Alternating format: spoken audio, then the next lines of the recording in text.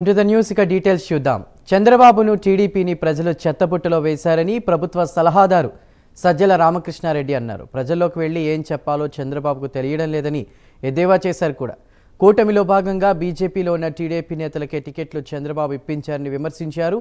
చంద్రబాబు సభలకు జనం రావడం లేదని, ప్యాంట్రీ కారుపై కూడా అసత్య ప్రచారం చేశారని మండిపడ్డారు.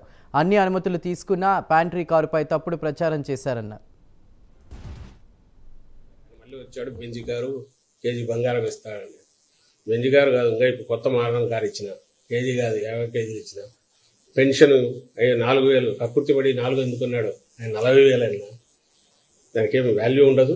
కరెన్సీ నకిలీ అని తేలినాక దానికి వాల్యూ అనేది ఉండదు.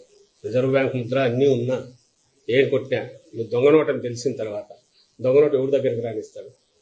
చంద్రబాబు అంటేనే నకిలీ. ఆయన ఏది చెప్పినా అది జరగదు. పైగా జగన్మోహన్ రెడ్డి గారు ఇస్తున్నవి మొత్తం ఆపేస్తాడు అనే విషయం ప్రజలకు బాగా తెలుసు. ఈరోజు ఇప్పుడు ఏవైతే తీసుకుంటున్నారో 4,000కు దిక్కు, అది దేవుడేరు ముందు. ఇప్పుడు 3,000 వచ్చేది ఎగిరిపోతారు. 3,000 శాచురేషన్ బేసిస్ మీద జగన్మోహన్ రెడ్డి గారు 66 లక్షల పైచీలకు పెన్షన్లు ఇస్తున్నారు. చంద్రబాబు ఉన్నప్పుడు 39 లక్షలు ఉన్నాయి. 3 నెలల ముందు వరకు, ఆయన ఎలక్షన్లకు 3 నెలల ముందు వరకు ఇది 66 లక్షలు ఉన్నాయి. ఈయన 4,000 ఇస్తే అది 5 లక్షల 10 లక్షల మందికే దించుతాడు. 60 లక్షల నుంచి 10 లక్షలు, 15 లక్షలు, 20 లక్షలు దించుతాడు. 3,000 ఉడుతాడా లేదా అనేది ఇది 2,000 చేస్తే 66 లక్షలు నడుపుతాడు.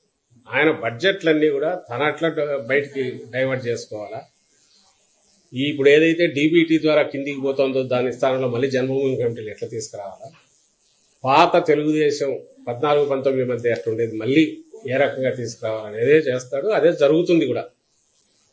ఇది ప్రజలకు కూడా బాగా తెలుసు. అందువల్ల ఎప్పుడైతే ఈయన ఒక నకిలీ నోట్ అని తెలిసిందో, దీనికి వాల్యూ లేదని తెలిసిందో చంద్రబాబు నాయుడు, ఆయన ఏం చెప్పినా వాళ్ళు నమ్మరు. ఆ విషయం చంద్రబాబు కూడా తెలుసని నా అనుమానం. అందుకే నిజంగా ఆయన చెప్తున్నవి సీరియస్ ఇవైతే మా పత్రికలో చూడండి, నేనేం పెద్ద అక్షరాలతో ఒకడేసి రెండో ఒకటి పోలే, ఎక్కువ సర్క్యులేషన్ ఉండేవాడు దాని జోలికి పోలే. ఎందుకంటే నమ్మరని తెలుసు ఇతను చెప్పేది. ఆ 6 పాయింట్ కాదు 7 పాయింట్ అయినా ఇవైనా ఆయన కూడా దాని మీద చెప్పుకోవటం. నిజంగా ధైర్యం ఉంటే ఇవన్నీ పొద్దుపోని కంటైనర్లో ఇది ఉందని, ఇంకో దాంట్లో ఏదో ఉందని ఆ బస్సులో తీసుకెళ్లారు, ఆ గోడౌన్ తప్పుడు కంప్లైంట్లు ఇప్పించి లేదా నోటికి వచ్చేట్టు బూతులు తిట్టి వీటి బదులు ఆ పాజిటివ్ అది ఎత్తుకొని పోవచ్చు కదా. ఆయన అయ్యా ఇదిగో నేను ఇంత బ్రహ్మాండంగా ఇవ్వబోతున్నాను నమ్మండి అని చెప్పొచ్చుగా. ఎందుకు గట్టిగా అనలేకుండా ఉన్నాడు?